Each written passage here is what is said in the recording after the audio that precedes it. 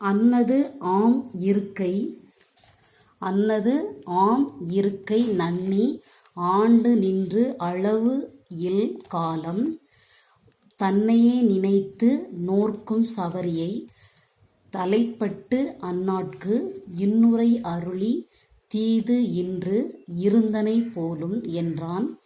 முன் இவர்க்கு இது என்று எண்ணல் ஆவது ஓர் மூலம் இல்லான் அப்படிங்கிறது. சரியா? இன்னொரு தடவை வாசிக்கிற கவனி. அன்னது ஆம் இருக்கை நன்னி ஆண்டு நின்று அளவு இல் காலம் தன்னையே நினைத்து நோர்க்கும் சவரியை தலைப்பட்டு அந்நாட்கு இன்னுரை அருளி தீது என்று இருந்தனை போலும் என்றான். முன் இவர்க்கு இது என்று எண்ணல் ஆவது ஓர் மூலம் இல்லான் அப்படிங்கிறது. சரியா? அடுத்து இப்போ பார்க்கலாம். அன்னது அப்படின்னு சொன்னோம் அப்படின்னா ஆம் இருக்கை. அன்னது ஆம் இருக்கை அப்படின்னா மேலே ஏற்கனவே சொல்றதுக்கு முன்னாடி மேலே விளக்கப்பட்ட அத்தன்மையுடைய இது என்ன மேலே அப்படின்னா இந்த ஆசிரமத்தோட பேர் மதங்காசிரமம் அப்படிங்கிற ஒரு ஆசிரமம். சரியா? அங்கே தான் இந்த சவரி அப்படிங்கிறவங்க இருக்காங்க. ஆம் இருக்கை நன்னி. நன்னி அப்படின்னு சொன்னோம் அப்படின்னா நன்னி அப்படின்னா குளிர்ந்து சொல்கிறது. மதங்காசிரமம் அப்படிங்கிறது நன்னி அப்படிங்கிறது. சரியா? மேலே விளக்கப்பட்ட அத்தன்மையுடைய ஆசிரமம் அதுதான் அன்னது ஆம் இருக்கை. இருக்கை அப்படின்னா அந்த இருக்கக்கூடிய இடத்தை குறிக்கிறது தான் நன்னி அப்படிங்கிறது. நன்னி அப்படிங்கிறது மதங்காசிரமம். அன்னது ஆம் இருக்கை என்னதுன்னா அங்கே சவரி இருக்கக்கூடிய இடம் மதங்காசிரமம். ஆண்டு நின்று அப்படின்னா அடைந்து பல காலமாக நிறைய நாடு நீண்ட காலம் என்ன செஞ்சுருக்காங்க அங்கு அவ்விடம் என்ன செஞ்சுருக்காங்க இருந்திருக்காங்க அளவில் காலம். சரியா? அன்னது ஆம் இருக்கை நன்னி அந்த மேலே சொன்ன மதங்காசிரமம் அப்படிங்கிற ஆசிரமத்தில் நீண்ட காலம் என்ன செஞ்சுருக்காங்க அப்படின்னா நெடுங்காலம் நிலைச்சிருக்காங்க. சரியா? நிலைத்திருக்கதான் ஆண்டு நின்று அப்படின்னா நீண்ட காலம் நிலைத்திருக்கிறது. அளவு இல் காலம். அளவில் காலம் அப்படின்னா அளவில்லாத நெடுங்காலமாக. அளவில் காலம் அப்படின்னா அளவில்லாம நீண்ட காலமாக நெடுங்காலமாக தன்னையே நினைத்துனா யாரை நினைக்கிறாங்க அப்படின்னா சவரி ராமனையே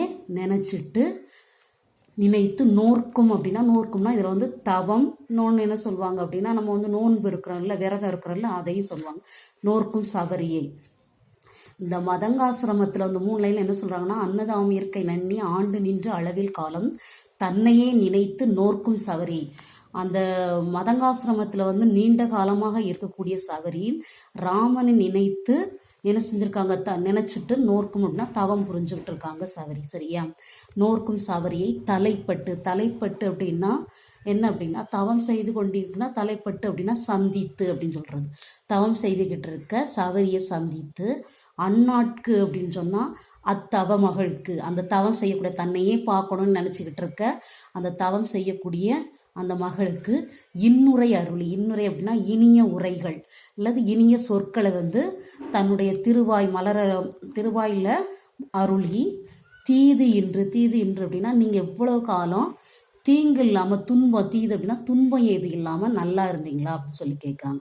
இப்போ ராமன் என்ன செய்யறான் மதங்காசிரமம் போயிட்டு தன்னையே நினைச்சிருக்கிற சவரிக்கு அந்த தவம் செய்யக்கூடிய தன்னை நினைத்து தவம் செய்யக்கூடிய சவரியிட்டு இவ்வளோ காலம் நீங்க என்ன செஞ்சிருக்காங்க துன்பம் இல்லாம இருந்தீங்களா தீது இன்று இருந்தனை போலும். இன்னுரையில நல்ல இனிய சொற்கள் சொல்லிட்டு தீது இன்று இருந்தனை போலும். தீது இன்று அப்படின்னா துன்பம் இல்லாம நீங்க இருந்தீங்களா அப்படின்னு சொல்லி கேட்குறாங்க.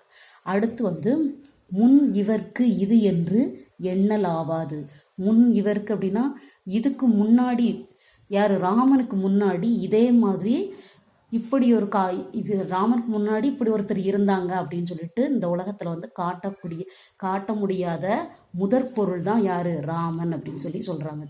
எப்படி என்ன சொல்றாங்க அப்படின்னா இவருக்கு முன்னாடி எடுத்துக்காட்டு சொல்லுவாங்க இவர் மாதிரி இருக்காங்க இவர் மாதிரி கவிதை எழுதுறாங்க கட்டுரை எழுதுறாங்க அப்படின்னு யாராவது ஒப்பிடுவாங்கல்ல.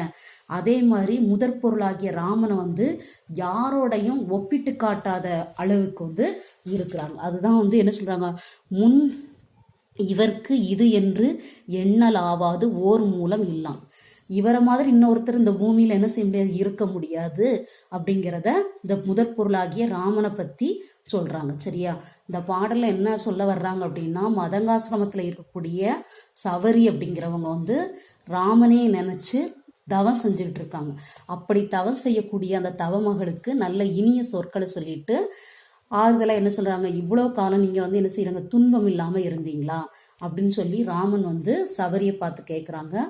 அடுத்து என்ன அப்படின்னா, அந்த கேட்கும்போது கேட்டு இவ்வளவு காலமும் துன்பம் இல்லாம இருந்தீங்களா அப்படின்னு சொல்லி கேட்குறாங்க. லாஸ்ட் என்ன அப்படின்னா, இதை இப்போ இந்த ராமனுக்கு முன்னாடி இப்படி ஒருவர் இருந்தார் அப்படின்னு சொல்லிட்டு வேற ஒருவரை காட்ட முடியாத முதற் பொருளான ராமர் தான் முக்கியமானவர் அப்படின்னு சொல்லி சொல்றாங்க. இந்த பாடல்ல என்ன சொல்ல வர்றாங்க அப்படின்னா, சபரியை வந்து மதங்காசிரமத்துல சந்திச்சு அவங்க என்ன சொல்றாங்க, தன்னையே நினைத்து தவம் மேற்கொண்டிருந்த சபரியை சந்தித்து இனிய சொற்கள் கூறி அடுத்து என்ன சொல்றாங்க அப்படின்னா, நீங்க இவ்வளோ காலம் வந்து துன்பம் ஏதுமின்றி இருந்தீங்களா அப்படின்னு சொல்லி சொல்றாங்க.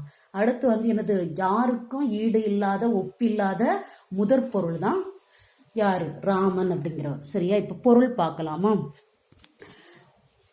இவனுக்கு முன்னே இப்படி ஒருவர் இருந்தார் என்று பிரிதொருவரை காட்ட இயலாத நிலையில் உள்ள முதற் பொருளாகிய ராமன்.